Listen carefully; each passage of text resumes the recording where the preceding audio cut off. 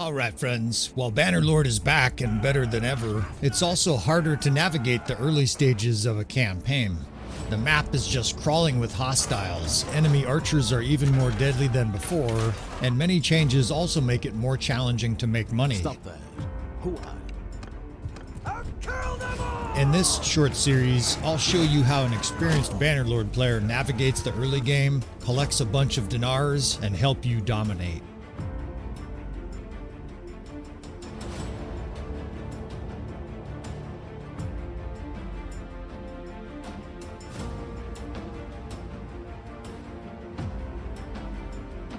Alright friends, welcome back again to another episode of Tactical Enlightenment. Our YouTube channel is dedicated to all things Bannerlord related, and we continue on with our journey exploring the 1.3 beta. We are playing the newest update, and we have a Javelin only campaign in mind here. We have the main character, Rage. He'll rage on you if you call him Raj, and we're starting to develop some Javelin characters in this campaign. In addition, you can see our army makeup is now about 65-70% infantry. We've got a lot of upgrading to do, but we just took Ayakis. We started with Askar. We have Medeni Castle, and we're starting to gain a little head of steam here, and we're certainly smashing everything in sight. Now, for the short term, I think this campaign episode, maybe one more, we are going to remain at war with the Aserai and the Southern Empire, despite the fact that the Aserai, under the old diplomatic system, would be begging for peace, right? We have most of their nobles, or a lot of their nobles, in prison, have been smashing them to pieces. Southern Empire would probably be less likely to give peace. I say that because the current system, you can literally just click the button and have peace anytime you want. It's basically a known bug they're still working through. Now, we've got loyalty problems here. I just realized this. Ayakis we just took, and look at the loyalty, right? So we need to do some things because notice the city's not making us any money. Settlement tax 0. The citizens are basically refusing to pay, so we got to fix it. Now, there's several things we can do. We're going to spend a couple minutes at the beginning of this episode talking about it. The first is festivals and games, right? You just do this automatically, then you cancel all your building projects. That way you get that corresponding gain to loyalty. It went from 5+1 to 5+4. Now, we've got plenty of influence, right? The other thing we can really do here, since there's no other clans to overrule us, at the beginning of any campaign, I like to do 2 or 3 policies right away. This is the first, right? Just like Joe Biden, nobody has to pay for your debts, right? We're just going to reduce all the college debt. Everybody loves that. Now, notice, again, taxes here, tariffs, this is going to change it. It's going to lower this by 5%. That's totally insignificant, inconsequential to the fact that they're not even paying taxes at all, right? The citizens have pitchforks in their hand.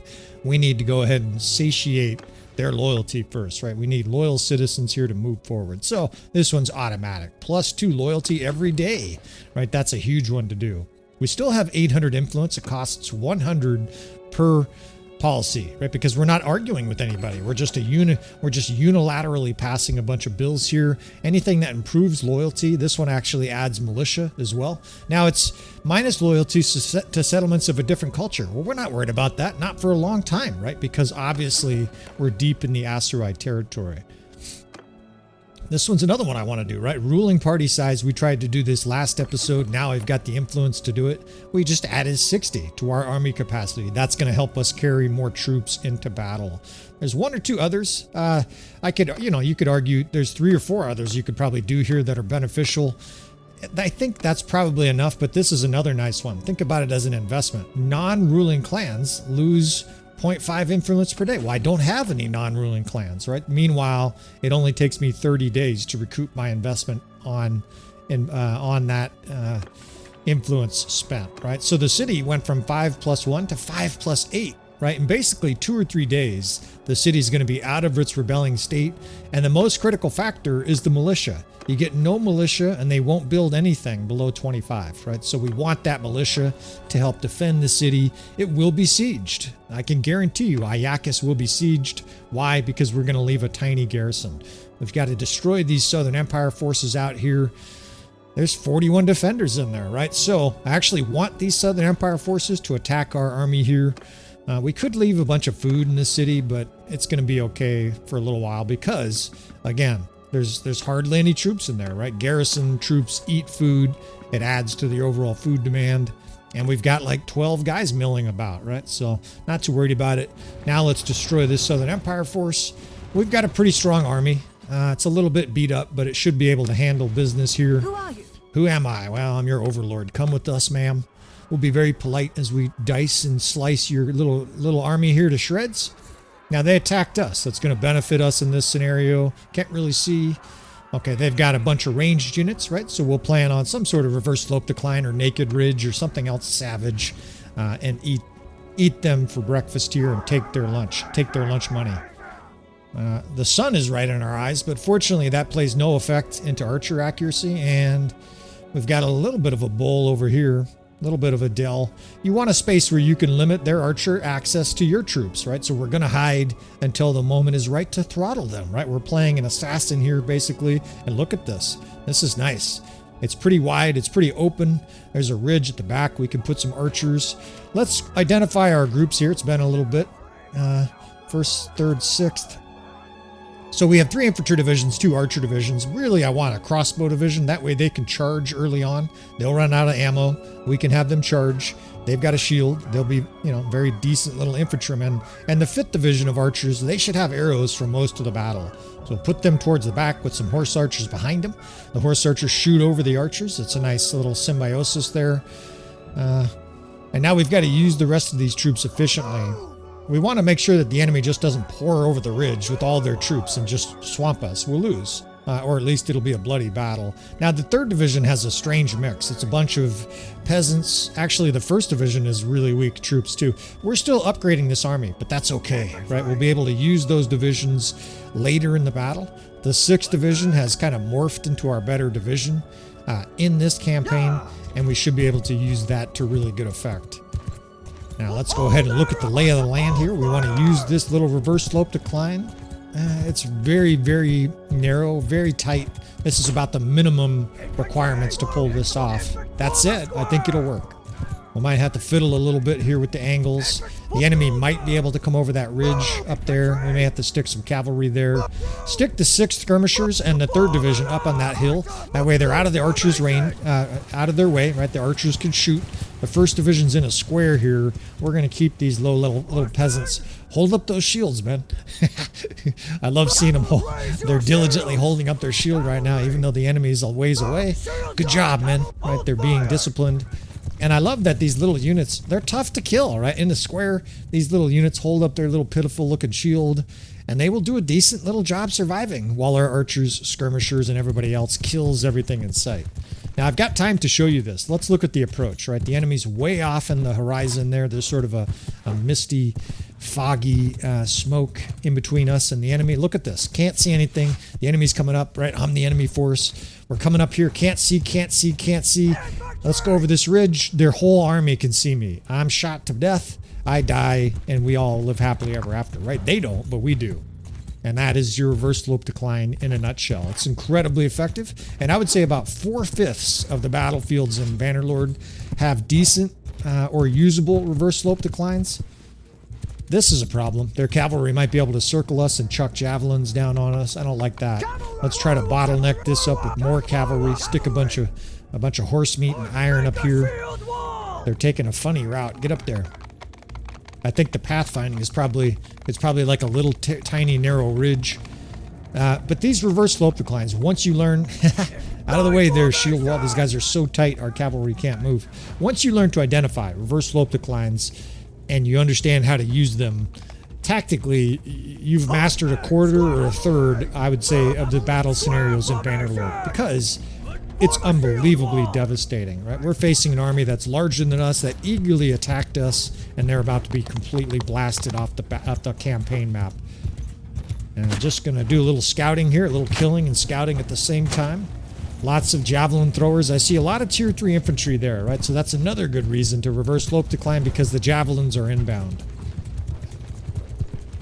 All right, this looks good. That looks good. See the 6th with the 3rd. The 3rd has a lot of guys with no shields, and they're tucked behind the 6th. The 4th is on hold fire. I want to save those guys' ammo until the enemy's kind of in here a little thicker. I hear a few archers sort of flicking some arrows at the enemy. They're throwing some javelins. I'm a little disconcerted about that. And it's interesting. They're not coming over the ridge. The reason they will do that is if they have a target. If the enemy has significant targets, they won't come over the ridge, right? They're not stupid. The AI, well, sometimes the AI is stupid, but here they're actually doing the right thing, which is, what the fuck? Oh shit, the enemy's got a bunch of horse archers or something literally on the other side of the valley over there, and our troops are shooting at them. Well, that's suboptimal, because those archers, our archers shooting at them aren't doing shit for damage, right? You don't notice any deaths, right? The only one was me drilling some Jawal right in the face with the javelin. Now they're, fortunately, throwing javelins here right at the ground, and I am going to start doing this more in this campaign. Let's fight on foot. Right? I don't seem to be able to survive on a horse. Maybe it'll be a little easier on foot. Part of the problem is this guy's a huge target. He's a massive Aserai dude. Maybe he's too much like Wazuban. Some guys might lament that, but that's alright.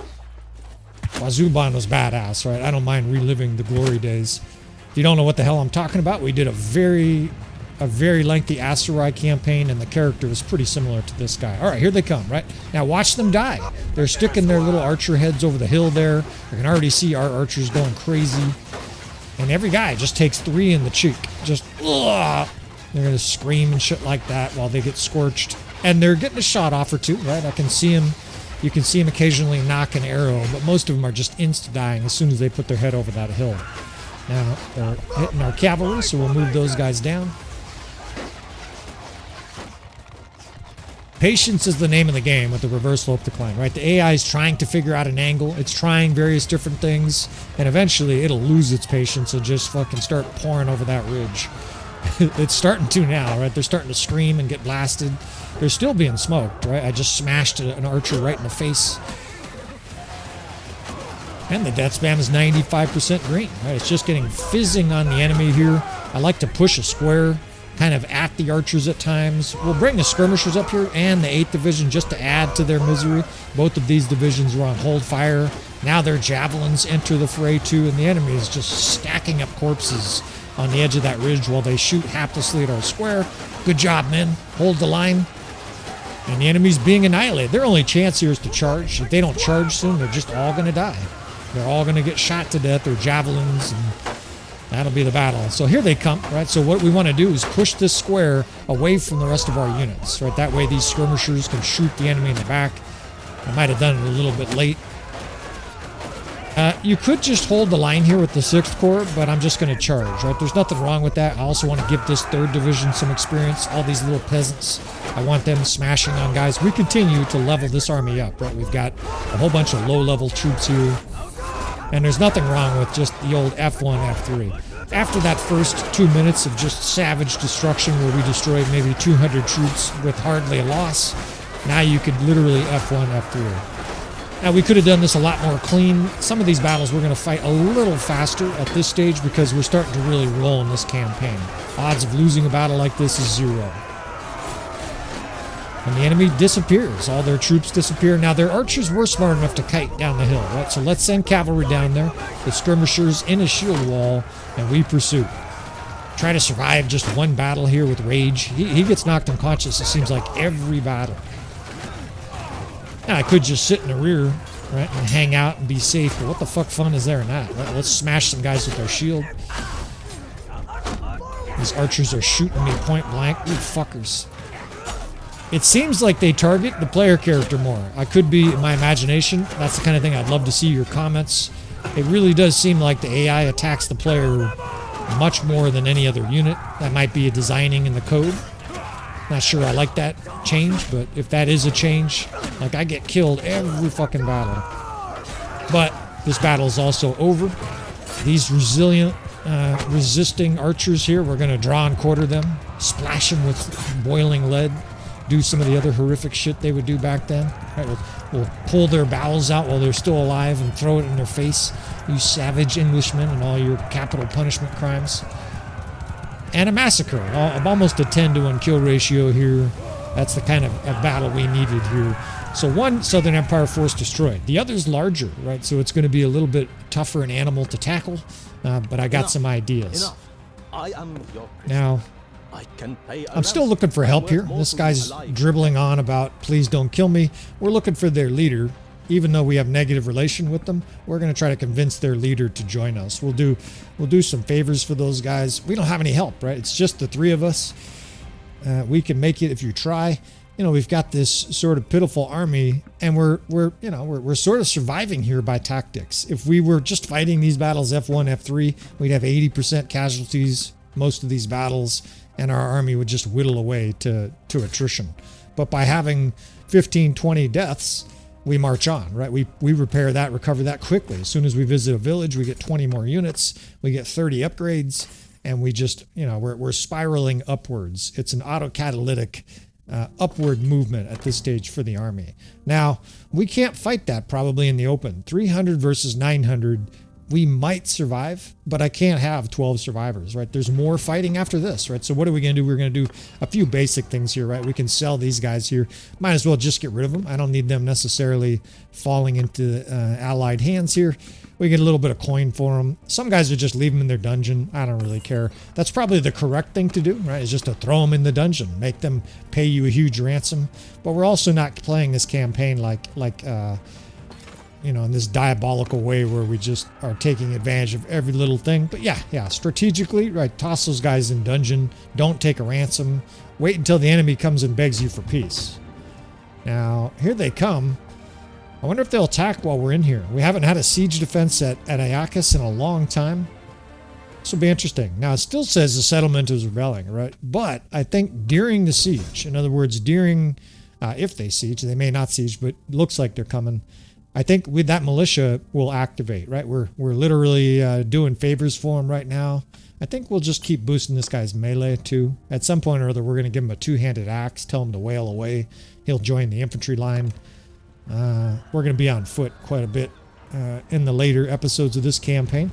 Still not certain whether or not this is going to be on YouTube. I say that, of course, because we may put some of it on Patreon. It might be Patreon only if episodes don't do well, right? It's a restaurant, and if you guys don't order the strawberry tart crepes, we'll make something else. Now, this is just an optimal situation for us, right? This Southern Empire force just died. Not only that, but we don't lose any troops sneaking in. We're just sitting in the city healing, and they just dash themselves against the walls. Now, that's bad, right? We're trapped in the city. We actually want them to siege as soon as possible because otherwise we're going to lose that castle, Medeni Castle. And good. Even though it's at night, I still welcome this, right? We're being assaulted here. Ayakis is being assaulted by Oros, and we should be able to plaster this Southern Empire force. Now, we also want to improve our siege skill, right? You're going to continue to hear me talk about that at least until we get to 150, 180, get a couple of those critical perks. We still don't have fireballs, right? We still have stone rocks. And if you don't know, with 1.3, the regular catapult balls are dramatically weakened, right? Instead of killing 20 troops when you hit a mass of troops, you hit 4, 5. You kill 3 or 4. It's hugely reduced. And frankly, I would love to see them reduce the power of the fire catapults. At least maybe when you throw them.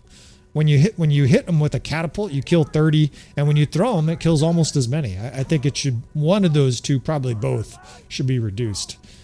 Now, my divisions are weird here, 109 archers. I guess that's right. We have a lot of infantry, but I don't see where the infantry is. 32, 72. We've got some divisions here that are clearly mixed because the numbers I'm looking at on the screen don't make sense, right? We have 15, 29, 71. We have 100 infantry. It says we have 178. So, unfortunately, some of these divisions are mixing. Let's see if we can't identify it. The 5th looks good. The 2nd looks good. I need a second here, though. For sure, some of these divisions are mixed. Something's highly catawampus here, because I have 287 troops, and I don't hardly see them. I see like 150. It's almost like there's 70 troops that deserted.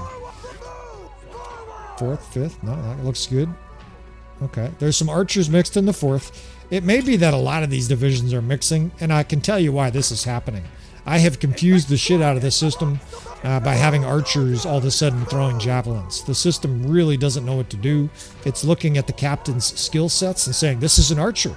This guy's got 230 archer bow skill. Why does he have javelins? Here, let's put some archers in his division to benefit from those perks. I can almost guarantee you that's what's happening with the coding. I would imagine there's someone from Tail Worlds that would say, oh, yeah, it's programmed to do that. If you have an archer captain that you accidentally put in your infantry division, it'll at least put some archers in there so that guy benefits the division. I'm pretty sure that's what's going on. 8th Division. See, look at this shit. It says 24 in the lower right corner here, and then it says 59 on the screen. So we got to look at the 8th Division closer. They have a siege tower over here, but we're going to try to destroy it. The line of sight here is bad. These guys are going to get smoked if I put them on these upper ramparts. You can see them from outside, right? That's a recipe to get your division killed. Yeah, it says 19, and then it says 54. So you can see there's a contradiction here. I have to reset this division.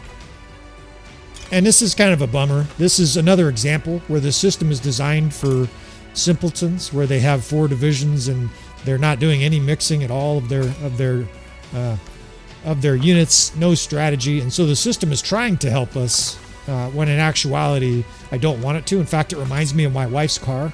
I'm an extraordinarily safe driver. I've never been in a car accident in my entire life. Not somebody else hitting me. I've never been in any accident where somebody hit me or I hit them. I've got good reflexes. I'm hyper aware on the road. In fact, the situational awareness from Bannerlord probably translates, right? It just makes me a hyperactive, hyper aware driver. Number of different times people have tried to hit me, right? Accidentally, and I've gotten out of the way. These knuckleheads try to merge without looking or whatever. And my car, her car rather, is a newer car that has one of those fucking passive safety devices where it'll brake for you. It'll literally brake when somebody's turning right in front of me, and I'm kind of, I'm close to their bumper, but definitely not going to crash. And the brakes will slam on, the car brakes, without my fucking permission. Makes a bunch of noise, beep, beep, beep, beep, beep. You're about to hit something, and I just want to punch the person who installed that because I want nothing to do with it. And despite the fact that we've tried to reset it, we have a mechanic friend. He said some of the systems are just designed to not be overridden because it's a passive safety device for people who are fucking texting or whatever the fuck it is. Drives me fucking nuts. It's another example where they designed something to help people who are not paying any fucking attention. Help them out a little bit. Very much like this, where we're mixing these divisions, and putting 8 divisions out there, and the game is like, why do you have archers with your, it fucks your shit over. So, all right, let's destroy this siege tower. I've ranted enough already, complained enough about the bullshit in society. Although, who the fuck put these boxes here? Same dipshit probably who installed that passive safety system. My legionnaire here is like, can't get over to the catapult. It's like for decoration too. It has no purpose. They put a bunch of, someone left their, year 1087 Amazon company boxes, and they're empty, and they're in the fucking way here. My guy can't load it unless I do a little dance here. Look at that shit. I want to know who put those fucking boxes there. It's fucking making things harder on us. Stupid assholes. Now we're killing some troops, right? Our engineering skill's over 150, but you don't get the fireballs mid-battle. And look at this shit. These boxes are literally impeding our catapult. Can I turn it even? I don't think I can destroy this siege tower now. I don't know if I can blame the boxes. But Rage here works out, right? He's definitely going to be able to do a little tricep extension. Whoops. We don't need a console command. And I think we can probably kill it with 3 or 4 little balls here, right? Throw these little balls as it comes up. Come on, come on. Get over here. Catch some of this. Ah, shit. He's got so strong a... he killed some guy. He's got so strong a forearms, it went flying down the valley. It did 900 damage? Did I see that right? Oh, shit. I just did 1,000 damage by throwing it. So this guy really is a Superman. That siege tower is blasted. Like, he would have destroyed it just by throwing the rocks. And he's headshotting guys for 500. That's hilarious. It must be tied directly to your throwing skill. And of course, his throwing skill is beastly. Now, it'd be great if he could throw it like 200 miles an hour, overhand like a baseball player, and guys would, ragdoll all over the place. That would be great. Although I guess you could argue the throwing skill's already seriously OP. All right. Let's see if we can make it one battle here without dying. Throw some of these balls. Why is all this? There's all kinds of screaming down here. It doesn't seem like it's going well so far. Let's dump a bunch of javelins in here. Okay, it looks good there. I think there's just a lot of combat. The enemy has good looking troops here. In fact, their army looks elite. Everything I'm hitting is tier 5. Look at this guy. Ah, you missed. Pegged against the wall. He slumps against the door. His neck's all crooked. You gotta love Bannerlord. Now, I like stepping into my throws. You actually step forward and it does even more damage, right? The momentum system. 872 to the face. That'll do. Over here, these crossbow are just scorching everything. They're stacking the bodies up, and this siege is basically over already. I think the main gate is actually the hazard here, right? These guys over here are getting blasted. I hear some woman yelling. Here she is. Let's get a javelin in her spine.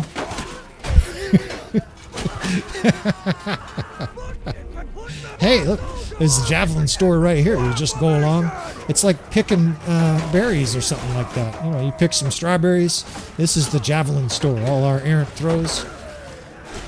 And this siege is over. Now, I got this second division. They've been firing javelins left and right. I may have used them to buttress one of these entrances. You can definitely defend siege with mostly skirmishers, as we're demonstrating. It's still preferable to have 150, 200 archers, as we get some high velocity throws here right into the enemy's face. 674. Anybody who's wondering, I have done 1900 damage. That's my high with the character without any kind of artificial cheat codes or anything like that. That was, I think, with crafted javelins. And it was a headshot on a looter for 19 something. I don't really care about stuff like that, but I remember when it happened, I was like, well, somebody would care. Now this square is actually getting pounded. We got to get reinforcements over here fast. The enemy has a very strong army. Legionnaire, we can charge with these guys if we have to. Get over here. This square is going to break down fast. Oh shit, it broke down already. All right, charge. Then we'll get the square there. I got a guy, I see you in my peripheral fucking trying to kill me. Fucking asshole. Get him, boys. All right, he's dead. Let's get a square reset at the gate. The rest of those guys can charge.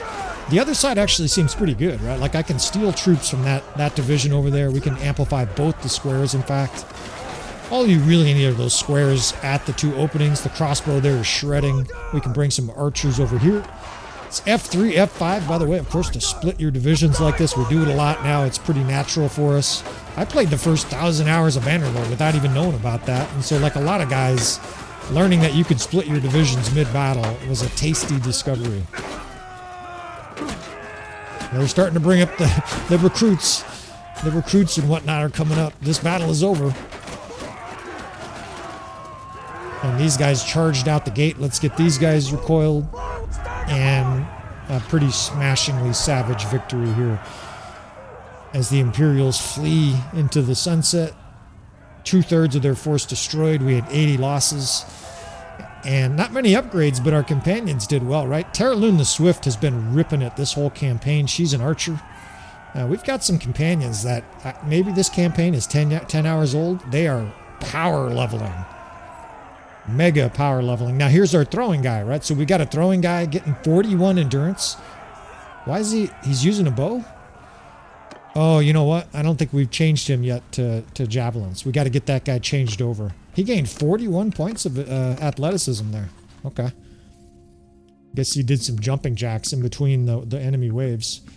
And we're trying to recruit more and more skirmishers, right? You're going to see me lean towards that. Not that you guys care.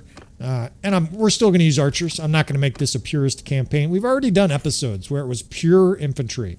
And honestly, it's kind of painful, especially if you're facing either a defensive army or like a Khazate army where they all just circle you. You do a whole lot of squaring and they run out of ammo. 40 minutes later, nobody's watching the episode. Probably not going to do that in the future. We have cavalry, we have archers, we have skirmishers, but we're not going to do many shock troops. It'll be sort of accidental, and we're not going to do very many archers. In fact, basically from here on out, in the Aserai upgrades where I have a choice, we're going to take the skirmisher line, right? The two different footmen and the other one's like an archer or whatever. We're going to be going towards the skirmishers. We're going to try to develop like 100, 125 Aserai veteran infantry, and then everything we see is going to get obliterated. I think they have 4 or 5 javelins, and the same thing with the Vanguard Ferris. They have either 4 or 5, and they're high end. I think the Vanguard Ferris actually get Jarids, which is why they're so powerful, right? They do incredible damage, especially because they're moving, right? With the momentum system, if you're facing the Aserai and your force melts in the first 30 seconds, that's what's going on, right? You got to survive that initial barrage. They're moving fast. They're throwing javelins. It's deadly. And we've got them on our side, right? It's going to be beautiful. Now, how long is this campaign going to go? I plan on, 10, 12 episodes, 15 episodes, kind of like the Botanian campaign. We're going to take it to the point where it's obvious that nothing can touch us. So far, right, nothing has touched us. We're basically clobbering everything in sight. Lots of experience, mediocre AI, and good troop composition will do the job. Now, we haven't also faced an incredible challenge yet. We haven't had 450 versus 1200. Those battles are coming. As we expand our kingdom a little bit here, and as we're safe, even if we get captured, I'm going to play even more psychotically. Now, our siege skill hits that 150 mark. I guess we could do tactics here. I don't really have anything else that I want to put. Some guys will say roguery and stuff like that. Roguery doesn't really seem to do a lot for me unless you get a decent level to it, and then you start getting some of those really nice perks that affect loot and stuff like that. We're not going to develop it that high. But this guy's, he's kind of maxed out. Excuse me. He's kind of maxed out, right? Like, I'm going to push his steward. We're going to push his medicine skill, but, he's not very intelligent. This guy is a brute. He's going to throw javelins 900 miles an hour from his horse running 100 miles an hour. Between the two of those, 1,000-mile-an-hour javelin is going to obliterate some fucks. Now, we're doing this to save that we're going to give this guy a proper... Oops, I got to go to his page here. We're going to give this other guy a proper loadout. I meant to do this before the last battle. We're going to give him shield, sword, and 2 javelin stacks. Even if they're bent and cracked, they're still better stats, I think, than than like a tier 3 javelin, tier 4 javelin. But the reason I gave that polearm to our infantry dude, it's not that I plan on him using it. Is that way if we're captured, we don't lose it. Right? You lose all the shit. Although not always, right? With 1.3, a lot of times when you're captured, you lose like half your shit, it seems like. But then you have to dump it all because otherwise you're chased down instantly when you're so encumbered. All right, so this guy too. See how easy it is to transition. Now, it's going to take some battles, right? 77 throwing, 244 bow.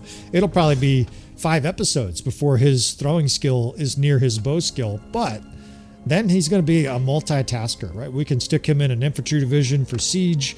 Obviously, we can fight in the open with him. We also can give him a multi-layout. We can give him a one-handed sword, javelin, and a bow and arrow, right? And now they'll have all the different ways to attack. Of course, they lack a shield in that situation. All right, let's see here. This is going to be another smashing. Some of these, probably edit, but I think we'll fight a few more of these. These episodes, again, some guys want to see like each minute of a campaign, so I'm kind of trying to rush through some of the less important stuff. But 95% or 98% of this campaign we have shown. I didn't show the very, very first episode of this guy. In fact, I didn't narrate. I would have to do some after narrating. But this guy here, the Mercenary series, of course, was some of the first episodes we debuted of 1.3. We were highlighting how difficult it is to make money. Then they made a patch where that got fixed significantly. Now it's like unbelievably easy to get loot back, almost like it was before, or maybe just like it was before. Now this is a really odd formation. The enemy's in a huge splayed formation with their units spread out across the whole field. I don't know what to make of it. It's probably optimal because it's hard to hit them with ranged weapons, right? They're not right next to each other. But we're going to try to level up some of these skirmishers. We've got a couple different skirmishers in that 6th division that'll benefit if they can get some javelins in the enemy's back. I can do a little bit of work here. And I think what we've done before, we're going to do again in this battle. We're just going to hold this left side and then send up the 6th and 8th hard on our right side, right? The archers can be moved up as well. They will supply a lot of damage. But I want these skirmishers to really get some licks in this battle, right? This is kind of fits into that power leveling your companion type of battle. There's no chance we lose this battle, right? We can F1, F3, I can go to the bathroom, take a bathroom break, and we still win. But I want to try to get the most out of this battle as possible. These are the perfect battles here to level up your skirmishers. So 6th division, they can move forward. 3, 4, 5 skirmishers in that division. Horse archers with the 8th corps here. In fact, I might even just have these guys move through the archers just to distract, just to occupy them. No doubt we'll get shot to death here. Every battle, it seems like we die. Here come the skirmishers. Start firing their boys. The enemy infantry is going to break out of their little shell here before long, too. Hopefully we can get our infantry skirmishers over on those guys, too. Send this cavalry through here and have them just push all those fucking archers away.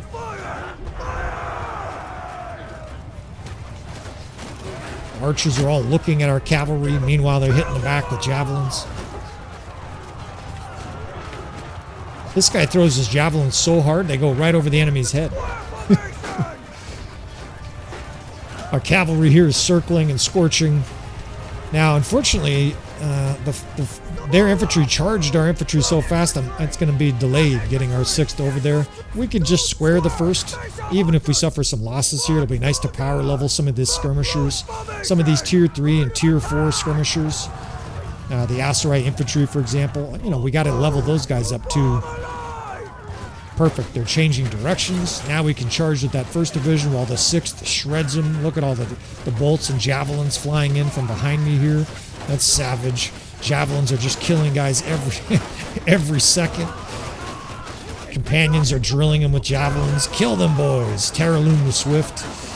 And I don't need to do anything here, right? I can basically just watch our little wolves get their EXP, right? These guys can charge.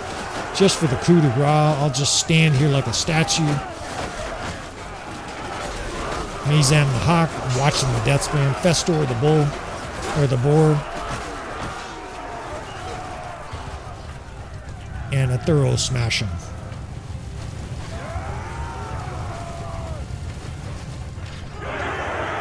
$34 losses, 54 upgrades. That'll do, right? And again, power leveling some of these units. 6 or 5 to his throwing. 161, right? These guys are getting some good throwing skill. Where's this other guy, too? Here we go, right? He got 5 kills, 14 to his one-handed, and 18 to his throwing skill, right? So really power leveling that guy. We got to get him off his horse at some point, too, because all of his points are going towards riding. We want to give him some athleticism so that he hits those extra attribute points, right? The strength, control, endurance.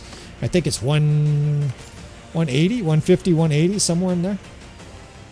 And the loot almost is irrelevant at this stage with one exception. We've got to find a tier 6 piece of armor for our main dude here. Getting killed every battle is no bueno. And we'll just leave the most ghetto troops here in the garrison. This next stage is going to be hard, right? We're going to start sieging well-defended cities, either Sonala or Qasira. We'll do it with the Spanish. Qasira. I think we'll do a little circle here on villages because we'll be able to hit 4 or 5 before we get to Qasira. But 2 Southern Empire forces destroyed, Aserai force destroyed. I think we have time to pull this off, right? We'll do a nice big circle here around the Fertile Crescent. There's 3 or 4 villages that have food as well because we need that food, right? We need these cities to keep growing. I always recommend that for campaigns. Stockpile food. And when you don't have war, or when there's moments where the campaign kind of feels easy, that's where you want to put 5 to 10,000 grain in some of your cities. Not in the market, in your stash, because there will be times where you need food. And if you don't have it, it's a problem, right? Just like real life, you young guys on the financial side of things, whenever you can, and I know for most of you, it's not a possibility. The college students, you guys are like paycheck to paycheck probably. But whenever you can, right? When you're 28 and you move in with your girlfriend, and you live with her for 1 year before you get married, hopefully you guys can put away $1,000 or $2,000, maybe $5,000 if you're really disciplined and have decent jobs. Because shit happens in life, you guys already know this, and if you're prepared for it, you can handle it. It took my wife and I a long time to get to that stage, probably 3 or 4 years of living together, but eventually you start to get upside, or right side up, right? You're no longer upside down on stuff, get rid of all your debt, and the whole world becomes a lot easier once you're on the right side of money, right? We started investing her money. She had like $4,000 to begin with, right? She just slowly started investing within a few years. Well, I'm not going to tell you numbers. It's not really important. I'm not here to brag. The point, though, is that just like in real life, Bannerlord, you want to try to save your pennies, save your food. You know, when there's peace, you prepare for war. I still remember that Reddit post. This guy goes, "What am I supposed to do when there's peace?" And my answer was instant, right? One-liner: prepare for war. Because that's basically how it works. That's what the people did back in the medieval era too. Right? That's basically all they did. When Napoleon had peace, he was simply gathering troops for his next assault. All right, grab some food here. Unquid is running around with a little pitiful army. And I think we go to Qasira. Let's see what Sanala looks like. Sanala is one of the richest cities in the game. I think it typically starts with one of the highest prosperities. Prosperities equal tax revenues. It'd be nice to take it because then we'd have sort of this river as an anchor to our kingdom. But if there's 600-700 there, we'll probably go somewhere else. Do a little scouting here. And with the troops that are inside, is almost 900. Let's go to Qasira. The Spanish-speaking Qasira. There's a lot less troops going to be there for sure. Maybe it's under 600. Now, there's all these little deserters, but at this stage, we don't care about it that much, right? These guys will attack your villages and caravans and stuff like that, but I can't worry about that right now, right? Our kingdom is just starting, and this is why you save money at the beginning of when you're a mercenary, when you're initially a vassal. You want to save money. I would recommend $500,000 at least before you go independent, and preferably a couple million, because then you can pay kingdoms for peace. Now, right now, that's not a thing, right? For free, I can just get peace from the Southern Empire and the Aserai. Obviously, that's bugged. It's risky. We may lose Medeni Castle. That's the most obvious target. You can look at all your different fiefs and stuff like that. Medeni has 130 troops, 30 garrison, right? That's not gonna last very long. 144. They're already raiding the villages. Sons of bitches. I won't be surprised if Asgard is sieged too, right? 338. That'll be the worst case scenario because that's a long ways away. You see how far that is? That's 7 days, 6 days from us. And the distance, this poor gal, she just had a miscarriage and she's already pregnant, right? To hell with the woman's feelings. You had 24 hours to grieve there, lady. Let's get it on. But that was the medieval era. And this is what I'm talking about. 444. We should be able to smash this city. Still, because nothing is under siege, I'm going to take a chance here and build siege. Part of me is like, no. Just do a ram and a siege tower. The difference, though, is you may have 100, 150 casualties, right? The fire catapults raining fire on you. There's also the possibility they destroy your siege weapons before they even get up to the door. Destroy your ram, destroy your siege towers. Then you've wasted 4 or 5 days. So safest approach here, as long as we can hustle over to Medeni Castle when it's sieged. In fact, I'll say it gets sieged here by the end of this day. It's August 8th, so I bet we'll say by the middle of tomorrow, August 9, Medeni Castle lights up under siege, right? It's a high probability. Although they might just attack us here. See what they do. They got 4 or 5 little armies here. The garrison might sally out. We'll see. What's that? Peace. Peace with who? What the fuck? Okay, the minor clans are giving us peace. There's about 400 here. Oh, shit. Okay. Unquid. He gathered up a band of misfits here to get destroyed by our army. If the garrison sallies out, this is going to be hard. That looks like 700, 800, 900. 1,000 maybe, and he's definitely coming in hot. So let's do some upgrades here. Now this is actually really good. If the garrison sallies out, right, what happens is the enemy loses the city. This would be the fastest way for us to siege the city because we destroy Unquid in the open here, hopefully, and then the city becomes ours. We don't actually have to siege the city. I guess the militia watches their army destroyed right outside the gate and throws up their hands, puts up an Arabic sign that says, okay, we'll fight for you now. You just killed all the regular troops. We don't want to get slaughtered. And I'm doing these last second things here because there is a good chance we lose here. If the garrison sallies out, maybe it's 1,100, and suddenly we're in a pretty good pickle. Our army's healthy though too, so we'll see. Maybe they don't bother. Actually, they're not sieging right now, or they're not attacking right now. So they were coming in hot, and it looks like they've changed their mind. And you know what that actually could be? That could have been those prisoners we recruited. Like the system was doing the math and it's like, all right, we can just barely win. And then we recruited those prisoners and it was like, now we can't. They got an extra 6 guys. Well, I was wrong about the date and the location. The Southern Empire is, let's see if we can get a view on it. The Southern Empire is attacking Ayakis. But they should have a militia now, right? So instead of 40 defenders, they should have 200 or 300 militia, which is going to give us a good shot to be able to get back there. Right? It's to the south of us. We need this ram to hurry the fuck up. Oh shit, they're pouring in here. I can't believe they're not attacking.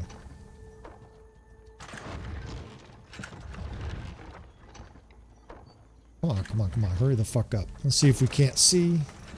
It's over here. Here we go. Okay, so they're not sieging yet. See that 817, 363? That numbers would be going down if they were actively assaulting it. If we can take this city before they're actively assaulting it, we can probably get there. Oh shit. Are they leaving or coming in? Well, oh, okay. So the Sultan wants round number 3, right? He hasn't had enough. Okay. So the garrison, it looks like they haven't sallied out, which is a bummer, because that means not only do we have to fight this force, but then we've still got to siege the city. So I'd say buckle up, but this is going to be a pulverizing. Our army is getting strong. When I start zooming in at like the infantry and stuff like that, it's a whole bunch of savage troops. We've got a great battlefield here. It's a peekaboo ridge, right? It's a reverse slope decline. How many times have I said it, right? Many, many maps have it if you're creative. Now, how are we going to use it, right? The enemy is basically facing this spine. You guys are saying, well, don't you need it to be sideways? It's going towards the enemy in a big, long spine. Yeah, here's how you do it. We're going to pull them towards the center and then kite hard to our left, right? Hard over that ridge and pull them over the ridge. It'll work just the same. Now, 1st Division's a little raggedy, but the 3rd Division, look at that shit. That's like almost all Tier 5, Tier 4 shock troops. That division's going to blow people up. The 6th Division is still packed. This is going to be a massacre. All right, so let's see. We'll pull 2 divisions over. We want to use our archers here at the beginning. There's 2 reasons. First, I want to pull the enemy towards the center. If I just retreat over the ridge right now, they'll come over at a really bad angle, and it won't have a tactical advantage for us. But if I tilt kind of towards the right here, put some archers on the ridges here, put some archers halfway down the valley there, maybe some cavalry and a horse archer division down there, that'll draw the enemy sort of down to the right there, down into that valley. We can position a unit or 2 down here, but eventually we're going to pull all of our units over on this side here and force them to come over that ridge. Make a shield out to the line formation. Soldier, forward, fire. Hold fire. 6th Division. Loose formation. Okay, they don't have that many cavalry. 44? Fire at will. Interesting. Archers, stand apart. I'm going to pull these guys right down 4th and 5th. Open fire. 6th, 8th Division. Oh shit, that's a lot more. 106. Okay, so we've got to watch our right flank here. There's a way more cavalry for some reason on one of the flanks than the other. I like that, right? There's variability to it. Be nice if there was 3 or 4 cav divisions and one was circling behind us here. How ominous would that be, right? It would be really fascinating if the AI was developed to, you know, the next couple tiers up of tactics. It would present a totally different mental, cerebral challenge if it was, you know, loosely equating a real player. Now, the horse archers are circling nicely, but I see them, right? We're aware, and they don't have any support. It's basically just a bunch of delicate horse archers about to get blown up. As we concentrate some forces here, we'll turn our archers to face them, attack them with both cav divisions, the horse archer division, and let's get an infantry division down there as well. Have those guys bobbing their fucking executioner axes all over the places, right? We'll have them basically create a line that the enemy's got to get through, then they can charge. That's going to work beautifully. There's going to be serious death spam from that. Now we're starting the kiting process, right? You see where the enemy is. They're not quite to the side, but it's still going to be coming over this ridge, and their archers are going to get flayed. Got a nice little square, and the square is a tough square now, right? There's some real decent troops in there, actually. Now we want to buttress this left side. That's where their cavalry's charging from. Let's go ahead and get both cav divisions right here, just in a line, providing some iron so that when they circle us here with Jawals and stuff like that, not Jawals, but with Vanguard Ferris, they're going to run into those divisions, slow them down a bit. The huge enemy Vanguard is coming over. We're just going to shove that 1st Division right down their throat, and they just zerged on it. And the archers are going crazy. The skirmishers are going crazy. The skirmishers are behind me. We can have them follow up and just eat alive the enemy. Here they come. The 6th Corps here.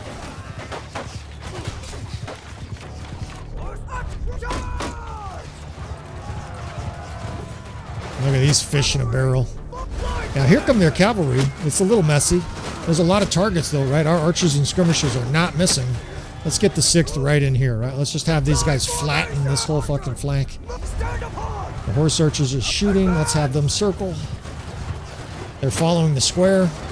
Look like college boys to a titty bar. You're going to lose all your money, boys.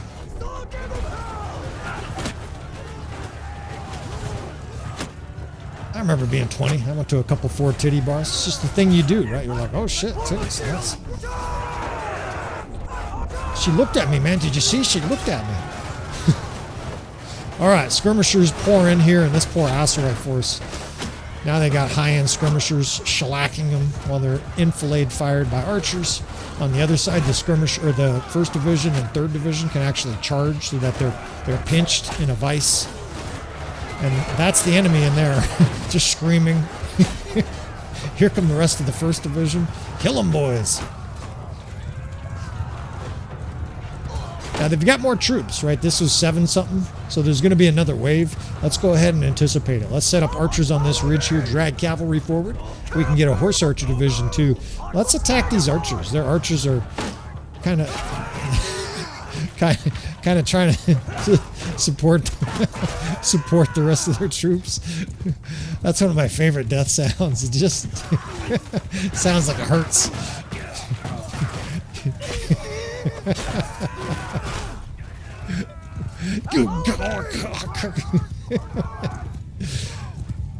All right, let's go ahead and drag these units this direction. We'll cut them off. Are they just routing? They may be just routing. That was a pretty punishing countercharge. If they're reforming, nah, they're routing. They got a bunch of peasants. Of course, our enemies are war weary, right? We're fighting with the same army and we're suffering through attrition. Believe me, they're suffering worse. Look at this raggedy back 1/3 of their army. It's just the whole army just routed. It's a whole bunch of looters and recruits. The enemy's just worn the fuck out. And you know, this is where they would give you peace in vanilla. They would beg you for peace. They'd be like, here's 6 grand. So at some point or other, we'll just have peace with the Aserai and move along, right? The Aserai especially, we have pummeled from the get-go. I don't know if we've lost a battle to them. And it's just been one continuous whipping after another. You know, 7-to-1 kill ratio here. Rage is turning into a complete beast. And the skirmishers are leveling, right? This guy's kind of going slow, but, you know, 5-10 at a time. These guys are going to have 200, 250 throwing before too long. And this is a sight for sore eyes, right? A huge group of troops for us to add to the garrison here. We'll be able to actually leave a decent garrison here at Qasira. Who speaks Spanish y hablo español. Mi esposa y yo hablamos español, pero no aprendemos español, pero no hablamos español muy bien. Está muy difícil. All right, some nice loot here. Nothing to write a home about. And victory, right? A smashing victory. We're going to have to fight this, though. I just remembered the garrison didn't sally out. So now we might lose Ayakis. That's a problem. Let's see. As soon as we get this ram, I think we're flying in. Some people might wait for the hole in the wall there. I don't think we have time. If we do that, we're going to lose Ayakis. I've paused it right here. They have no catapults. It's kind of the sweet spot, right? We don't have any siege towers. That's okay. We've got a ram and ladders. We should be able to make short work of this city and then hopefully race down to Ayakis, right? So far, we haven't had any retakes where you take a castle and the enemy retakes it. We haven't had that happen yet. All right. Ladders. Okay. What the fuck?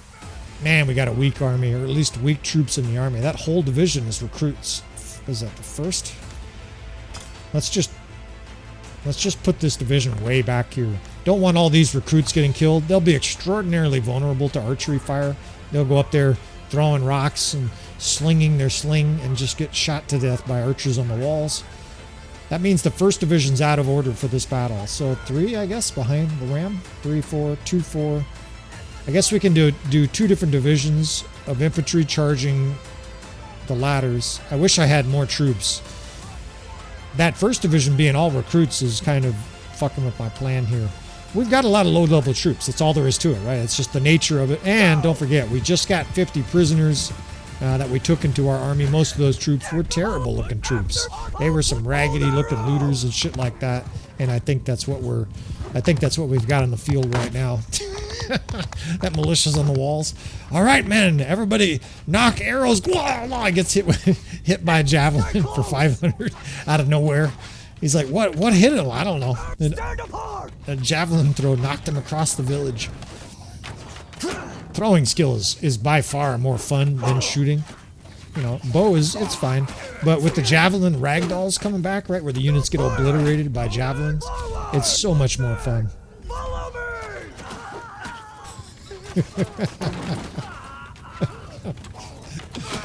Alright, we've got the 4th Division here. I've stolen one of the other infantry divisions, pushed these guys up, but I'm kind of in a hurry.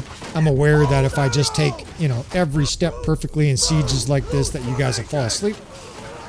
Doesn't matter how much we laugh at the funny death sounds here. This side looks blown open, although as soon as I said that, there were heaps of troops everywhere. Oh shit, sorry.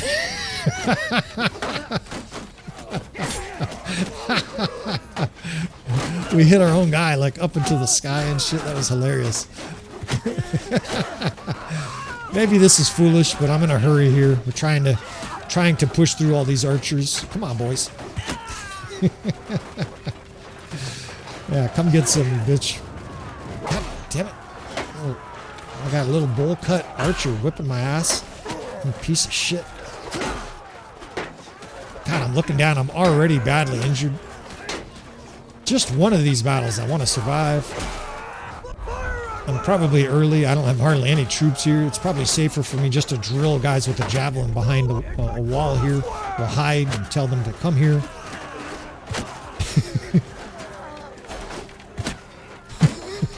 What the fuck? Every guy shoots at me.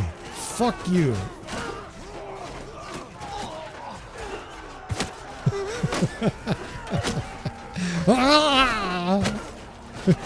Holy shit, man. Rage is just a flat out target. Everybody tries to kill him.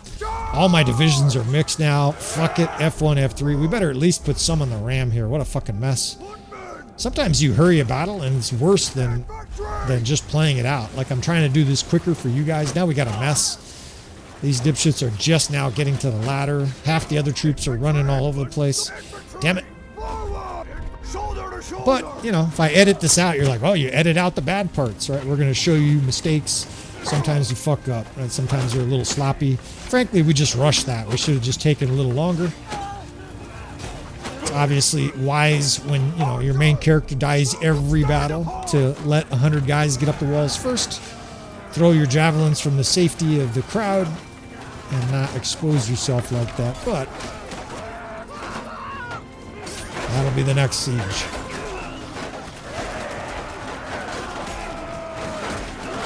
This is a mess too. Now the defenders are thick on the walls. Push through this, you bowl cut motherfuckers. Alright, let's narrate. I've butchered this siege here. We were talking about it a little bit, and talking basically means I was talking. You fellas were generously listening. I was talking about how the French monarchy went bankrupt, right? And my siege combat skills go to shit here. This guy's got 12 athleticism. So the French monarchy went bankrupt, and that's ultimately what caused Louis XVI to be beheaded. Yes, there were other factors, but the whole chaotic end to the Bourbon dynasty in 1792-93 in France really came down to money. And we were talking about last episode how governments can go broke, right? Just like you, all of a sudden you're out of credit card debt, you don't have any more resources. Well, the same thing can happen to governments, and it's much more terminal, right? You can eventually get a bailout or something like that, and what I mean by that is you can get your maybe you can get your finances consolidated or something like that. You can get a lower rate. But with Louis XVI, he knew that their country badly needed money. The enemy routes here badly needed money, and he was essentially dependent. He was dependent on the nobles giving him money because they didn't have a Federal Reserve back then. They didn't have reserve funds, and the French monarchy was broke. We're talking 1786, 87, 88, 89. We talked about it before, how the war with the Americans, with the United States, helping the United States against Great Britain, really bankrupted the French. Some estimates are 200 million. That was about a quarter or a third of the total money that the French government gathered over 10 years, they spent on the American Revolution. Basically, trying to give the middle finger to Great Britain, to limit their power. Some people would say back then, they were trying to level out the balance, the balance of power within Europe. In any case, it was a very valiant thing, and as an American, of course, I appreciate it. Thank you, Frenchmen. En français, c'est vous préférez. And it really did help America establish its country, but it was at great cost. For Louis XVI, they were so broke that they brought in a series of enlightened financiers. Some of the names, some of you fellows will know, some of them won't. Like guys like Cologne and Necker. Anybody who's studied French history probably knows these names. And these guys came in and they were financial wizards, and they did everything they could to try to keep the French monarchy from going bankrupt, because it was a calamitous result. It's a terrible result to go bankrupt. So your credit goes to shit. Nobody loans you money for years. You've got all kinds of poverty and austerity. You feel like a hapless bitch as a king. You lose power, etc., etc. So they came in, they were unable to really do anything. And almost all of them said the same thing to the king. The clergy, the three estates in France, of course, the clergy, that's number one. The nobles, right? Those who fight, those who pray, and those who work. If you guys have heard of that before, in France, that was still very much the case in 1790. And the clergy and the nobles were largely immune to taxes. There was all kinds of loopholes. Sounds like the American system probably to some folks. They didn't pay taxes, just like the billionaires in the United States. And so the bulk of the taxes fell on the peasants, who were just taxed into destitution over the course of 100 years. You could argue going all the way back to Louis XIV, where they had just war after war after war with huge armies that were incredibly expensive against the British, of course. Blenheim, I can say Blenheim and make a whole bunch of Frenchmen just cringe. And so Louis XVI was basically told by all these finance ministers, you must charge the rich people taxes. Just proclaim taxes. You're the king. Theoretically, he was an absolute monarch who could just decree taxes. And the rich people said, nah, can't do that. A lot of them had, by then, they were reading people like Voltaire and Denis Diderot, and they had read all about the philosophers. And it's like, well, the king you're kind of like an elected official. It's just, it's hereditary, right? Like you guys you're not really ordained by God. That feeling was starting to leave the people of France by 1790. Most people didn't believe that. And they're like, nah, you can't just make new taxes on the rich people. The rich people basically said, we're not paying taxes. And Louis was like, I'm ordering you to pay taxes. And they're like, fuck you. Basically refused, right? They said, call an Estates General. Estates General was an event that they held pretty rarely, where theoretically representatives from the three different states, that's where the term comes from, gathered. They gathered up together, had a big convention, and decided how to fix problems. Well, ultimately, the Third Estate didn't really produce any positive fiscal factors for the monarchy.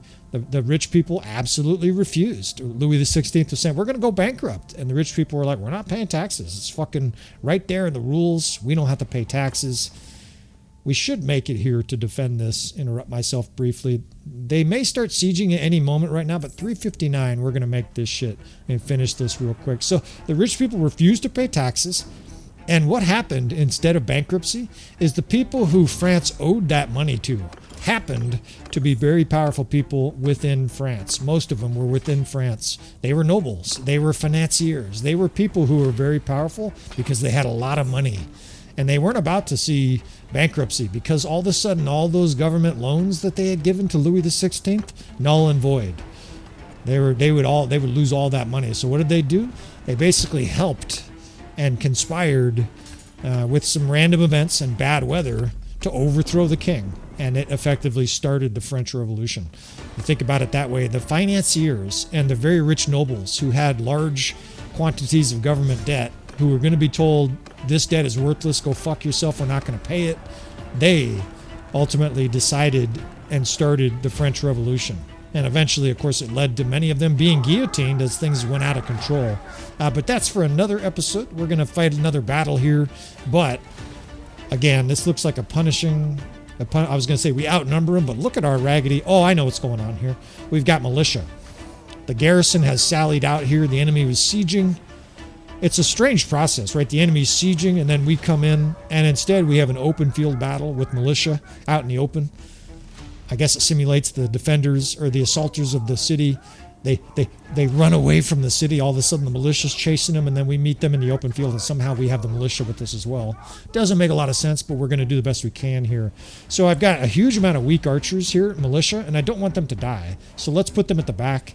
Let's make 2 archer divisions, the 4th and the 5th, and what we'll do is the 5th archer division can be weak archers, right? We can basically make the 4th the stronger division, and then we'll protect that 5th a little more, right? That way that militia, same thing with the 1st and 3rd divisions.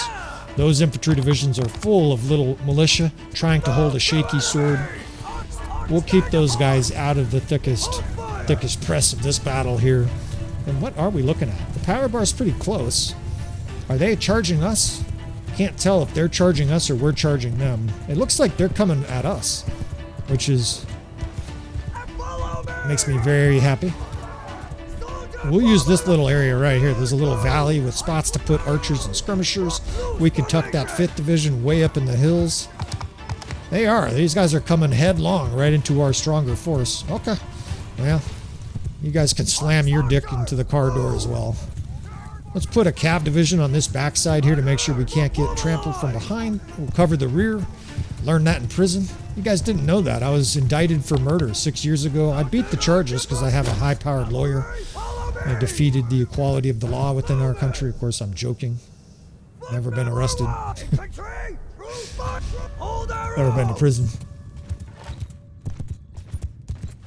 And it looks like they're rethinking their thoughts just to charge up. Let's give them one for the road here. Ragdoll their lord right in front of their troops. I always figure that's demoralizing. Her carcass slides and cartwheels through their troops. They'd be like, oh shit, what's happening here? What did we just run into? And almost like I said, they all turned around and started heading the other way as our archers just lighted up. Now we've got crossfire from the 2 different archer divisions. We've got a cav division following me here, so it's already going to be bad, but we're going to open up the center here. Right? We're going to do a classic kill box. The 6th division I'm pulling up on this hill here because I want them behind the enemy, right? They're going to be boring into the enemy's rear with javelins. Let's back these 2 infantry divisions up. The archers are totally strafing their side here. In a second or two, the 6th will be behind the enemy. They can come into the valley here, pin them, and then we'll have the 1st and 3rd charge here from the rear.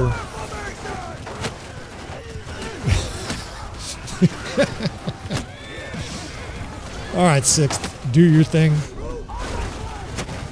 We're gaining levels. It seems like we gain a level every other battle. I don't know if they've increased the leveling, but it sure feels like it because these characters power level. Is it normal to be level, 33 10 hours into a gameplay? I don't know. It feels really fast.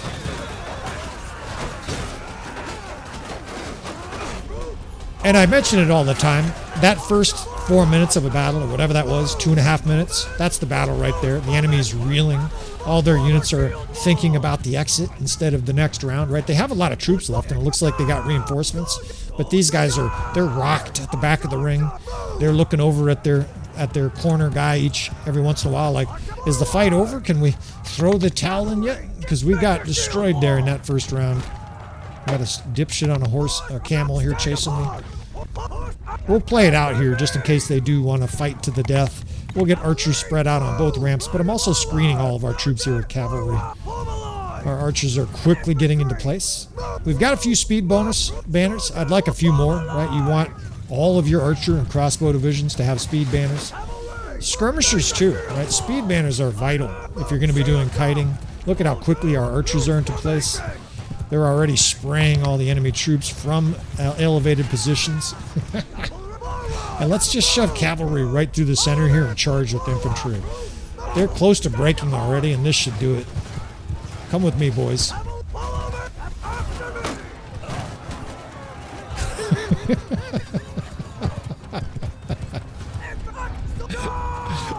You can picture the enemy forces chasing our cavalry, and they're being shot in the back. They got looters. Oh, man.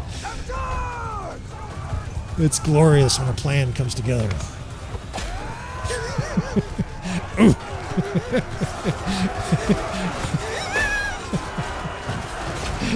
Their little infantry lines just break to pieces. Recruits are shot in the back.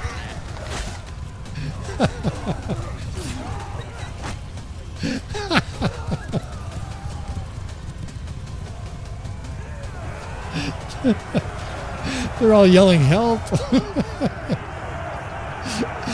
All right. I better not laugh too much. You guys will just think I'm even stupider, more stupid idiot than normal. But it's fun when you can just blast the enemy like that with powerful forces and tactics. Man, that was a slaughter. Another 10-to-1 whipping. Come with us, you terrible helmeted stupid fucks. They all look disheveled. And more free troops here. And, let's see. 6:14, 7:14. This is almost going to be an hour already. We are going to break this episode up again. So, I'm going to say all the normal things I say at the end of an episode here. Again, you guys decide whether or not there are more episodes in this campaign. Maybe you've seen enough, right? It's been a pretty bad throttling. I'm contemplating giving the Aserai piece. I don't know. We've been able to juggle both kingdoms so far. But if you want to see more, of course, now's your chance to subscribe. Of course, you could have done that an hour ago. Please hit that like button on the way out, friends. If you watched to this point, I really help it. And it helps share this video with more fellas on YouTube. So with all that said, me begging for likes, thanks again for watching. And I will see you friends next time.